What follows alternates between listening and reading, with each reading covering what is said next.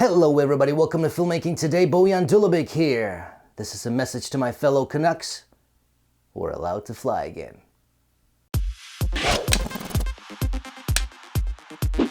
Alright guys, so in this episode I'm going to talk about a wonderful new product that's going to be released in less than 2 weeks, which is the DJI Mavic Mini drone. Now this thing is beautiful and I love it. First, let me just give you just a brief history on drone flying in Canada and the US, and this basically covers most of the world because the other parts of the world have sort of a mix of what both of us got going on. So in the US you've got the FAA, in Canada you've got Transport Canada, there you go. They're both responsible for drones amongst other things, but they cover drones. So in the US it's very simple. If you have a drone, you are supposed to register it. You got to pay, I think it's $5 per drone, or I think it's per drone or it's per operator. One of the two, doesn't matter. You got to pay, you got to give them your info. Now, a lot of people are hesitant to do that because they don't want to give them their private info, which I understand. So that's the conundrum in the US. In Canada, however, because we're special and we like to do things differently, yeah, you have to do that. And you have to do a small pilot's license. And it's not small because the thing is ridiculous. It's basically almost the same test you would do to get your small pilot's license, like one of those small planes, right? It's ridiculous. It takes a lot of time to study. It only costs, I think it's $10, and you can redo the test as many times as you want. But, you know, a lot of people they don't want to study, or they don't have the time to study, whatever the case might be. In my case, right now, I got no time to study. I will get that damn license and I will do the test, but right now I got no time, I got no brain power to do that. So that's my situation, and I'm sure a lot of people are on that same boat. So what do we do? Well, up until 4 days ago, whenever it was, we really didn't have an option. If you wanted to fly a drone that's over 250 grams, because this applies to drones 250 grams and above, you got to do the test, unless you want to do it legally, and I wouldn't suggest that, right? Well, DJI just announced the Mavic Mini, which is 249 grams. I'm sure it's a coincidence that it is just below that weight, where it's no longer affected by FAA regulations or Transport Canada regulations, or whatever the jurisdiction, the government department is called, wherever you are in the world, because like I said, everyone else is going to have something between us and the US. And fun fact for you Americans, this is what I've heard, starting in January, yeah, you guys are going to have some kind of a test as well. I don't think it'll be as extreme as us, although I could be wrong. But this is what I've heard, that you're going to have to do a test as well. So this is even more important, having an option like the Mavic Mini, which is excellent. So let's go through the specs and first of all see how this guy compares to the other drones. And then I'm going to talk about if you can actually use this as a pro drone, or, you know, or why this is important at all. If you want to skip ahead, I'm going to list the time codes right here, and they'll be in the description as well, so you can skip to different parts if you don't want to listen to all this mumbo jumbo. So let's get started.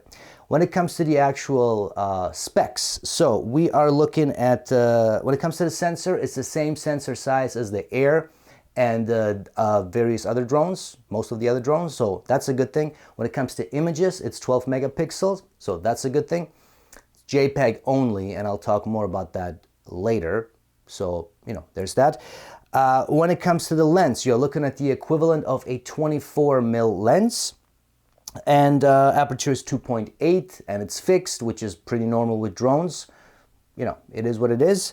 When it comes to the video resolution, so it is a 2.7K. It's not a 4K, but it's also not just 1080 like the Spark. So that's good. You're looking at a resolution of 2720 by 1530.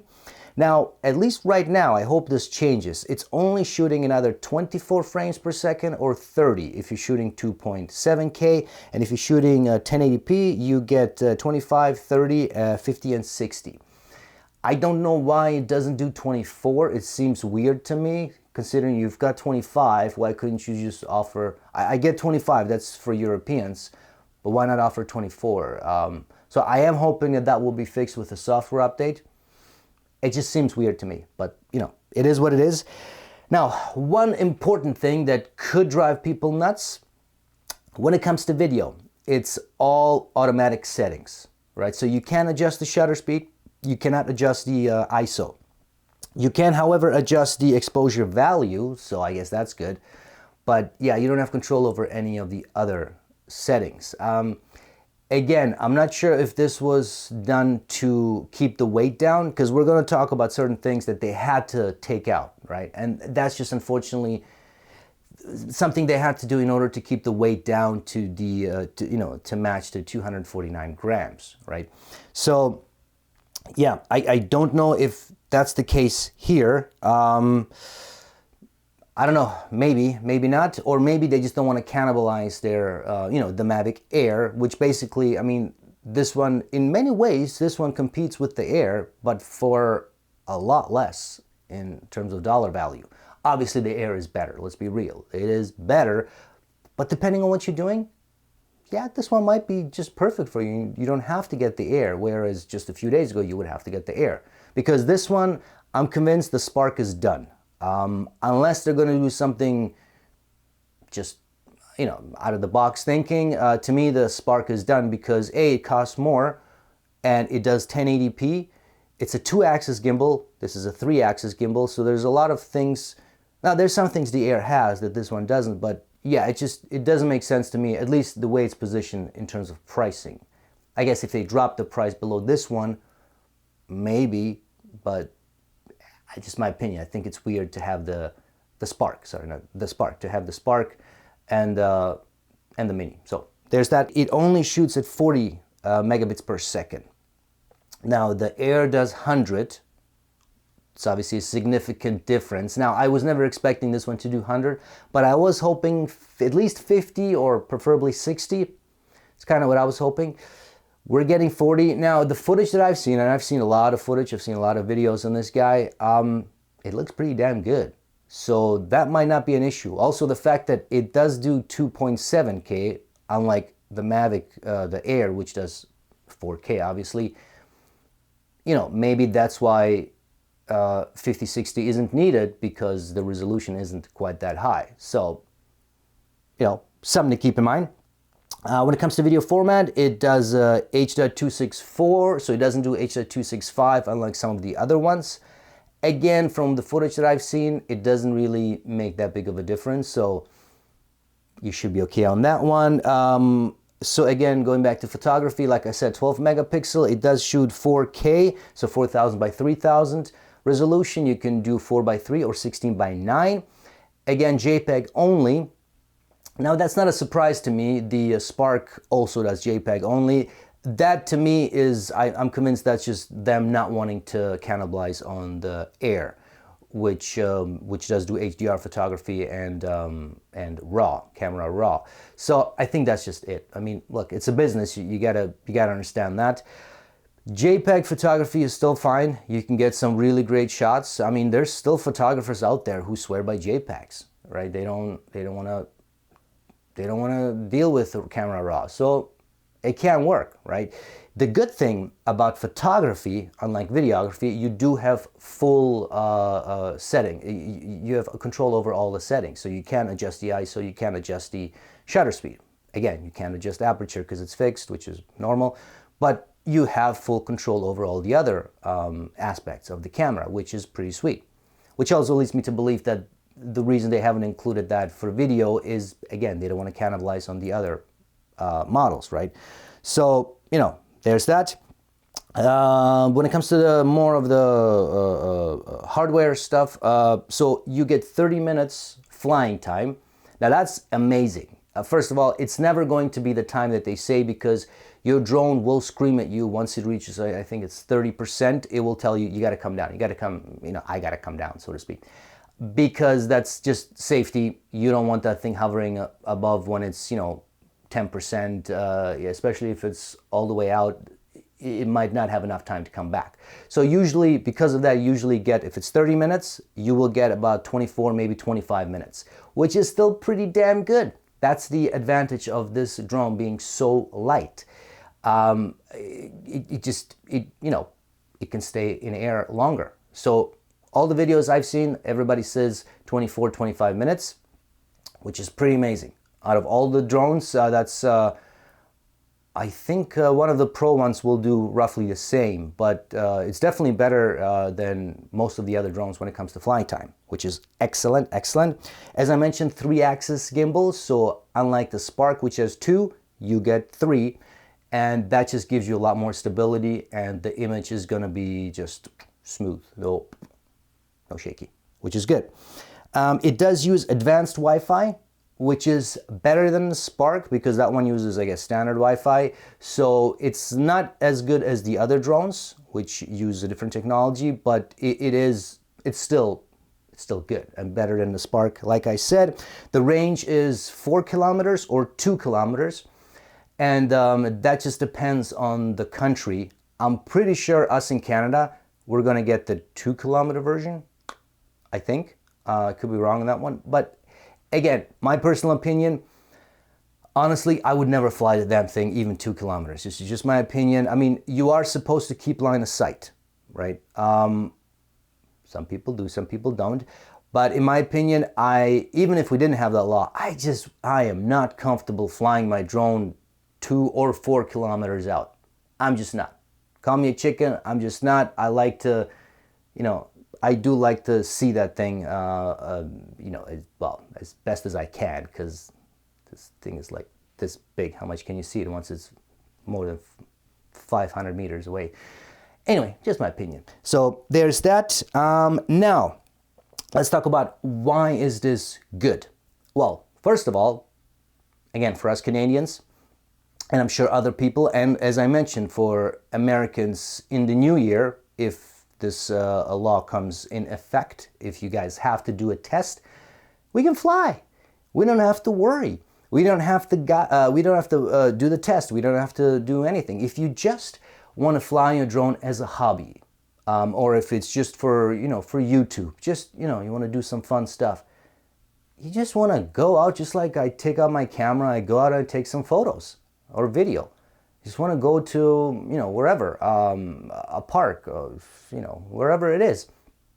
Boom, you want to fly that damn thing. And that's why this is a good thing. Now, one thing to keep in mind, just because FAA and Transport Canada regulations don't apply to this drone, the basic laws still apply.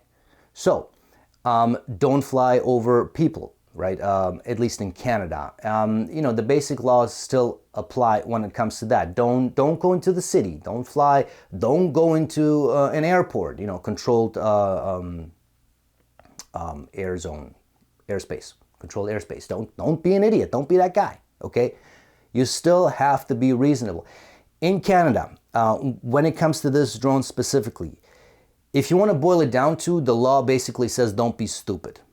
Which I actually agree with, okay? Just don't be stupid. Don't spoil it for the rest of us, okay? Be responsible, just don't be stupid. That's basically, the message here. So this is a good thing for all of us who want to fly our drones. And like I said, I will be getting my license, that's for sure, because I will be getting probably the Air. The Air has always been my the drone that I've always wanted to get because it just has all the features I need. I don't think I need the Mavic Pro or the 2, or the Premium, Platinum, whatever they're called. The Air was sort of it hits that sweet spot. But like I said, I'm not going to get it and then just having it sit here because I didn't do the damn test. So there's that. But until I do the test, I can now get the Mavic Mini. I can fly it around, I can do my thing, and when I'm ready to do the test and upgrade, well, I will do it then. So, good thing when it comes to that. Also, another thing, and this is specifically for us in Canada. So as part of this new drone law, which came into effect beginning of this year, 2019, right? It also says if you are not a Canadian citizen, so if you're a tourist, you cannot fly a drone at all. It doesn't matter. You just cannot fly a drone. In my opinion, it's not a smart law because it can affect the tourism industry, you know, and I don't think they thought this through. Again, this drone circumvents that law because it's below 250 grams. Any drone below 250 grams is basically considered a toy drone, right? This is not a toy, believe me. This thing is spec'd out for sure. So, but it is considered a toy, which means it's not affected, which is excellent. You know, that's that when it comes to that. Now, let's talk about, can this be used as a pro drone? Well, the image quality, the 2.7K, is fine. Yes, that can be used. You know my opinion when it comes to 4K. I like to shoot in 4K, and most of my cameras at this point are 4K cameras, but I don't export in 4K because to me it's still it's useless. Yeah, it's great. You can export it onto YouTube and that's all fine, and it can be a gimmick and all that, but most people do not stream 4K in their home, okay? I said that last year. I said that going back to probably 2015 or 14, I don't know, somewhere around there. It's still reality, okay? Most people cannot afford to stream 4K all day like they do 1080p, whether it's YouTube, whether it's Netflix, you know, whatever the case might be.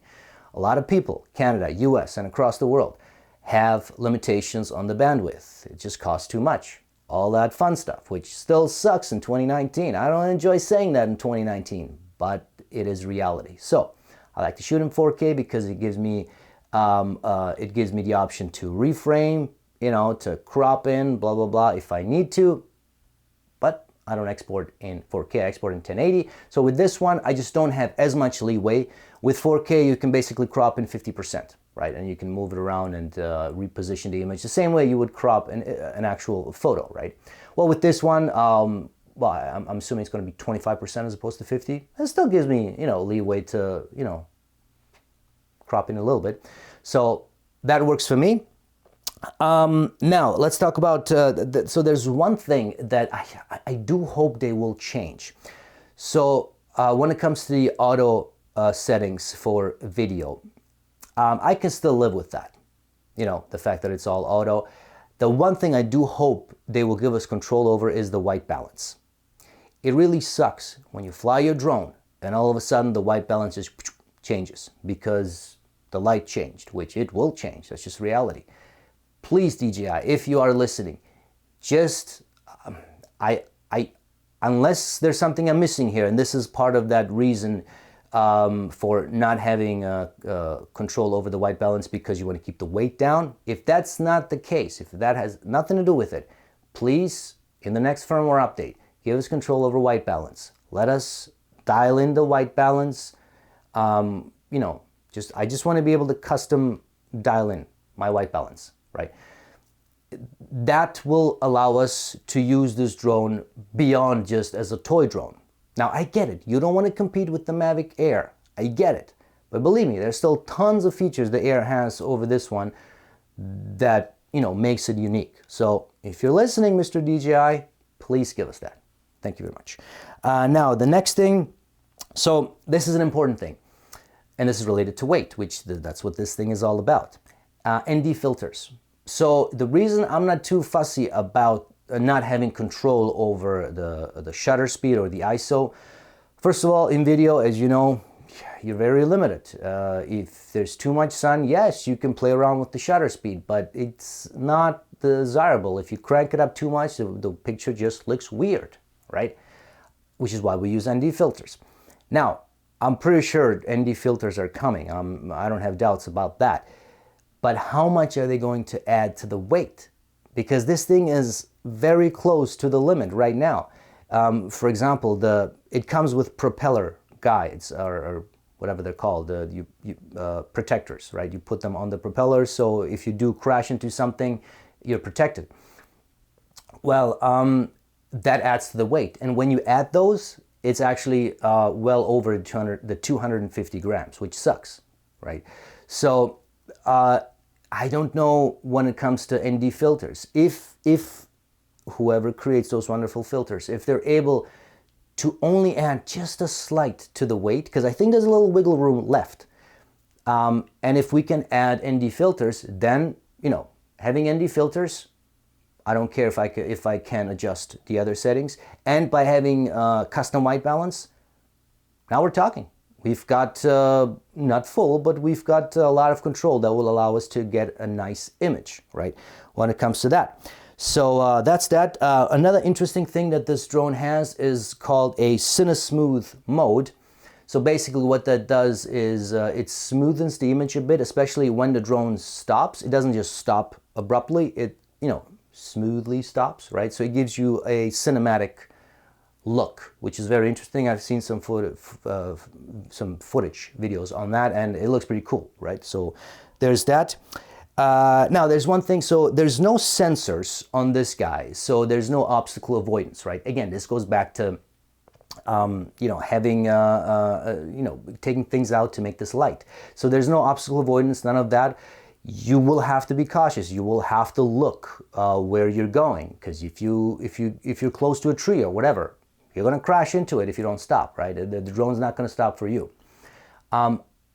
It's not really a big deal to me, because my last drone was the Phantom 3 4K. It didn't have that anyway, so I'm used to that. So that to me is not a big deal, but it's something to keep in mind. It does have a sensor at the bottom, and that's basically there, as far as I understand it, it's there to position it, to keep it in locked position when you're just hovering, especially if you're inside. Again, the footage I've seen, this drone works really nicely inside, and because of that sensor at the bottom, it senses, well, the ground, I guess, and it helps it to stabilize it. That's my understanding, and that's cool. So I'm glad they kept that one in there, and you know, it would have been nice to have the other sensors like the Spark has. Again, that's an advantage that Spark has over the Mini, but I get it. Stuff's got to come out in order to keep it down below 250. That's it. That's all I got here. Yeah, that's all I got here. Sorry it's a long video, but I really wanted to make sure I get everything in here. Final thoughts. This is a game changer, okay? This is a game changer, and I have been waiting for this, because now this means the other companies have to step up their game, which is beautiful. Competition is going to kick in. By next year, we could have a bunch of drones that are 249 or less. We could have drones that are 230 grams. And then you can add your propeller protector, whatever the thing's called. You can add ND filters. You can add maybe a few other things, and you'll still below that 249 grams. This is a beautiful world, folks. This is a beautiful, it's just the beginning. And DJI, thank you. I truly mean this. You have stepped up your game. You have created a product that will definitely change the game. Now, will governments going forward now revise their 249 grams specs? Maybe, you know, but I think us being now ahead of the game, I think, you know, it will help us. It will definitely help us, which is always a good thing. So that's it, guys. That's all I have. The Spark is coming out November 13th, 11th, somewhere around there.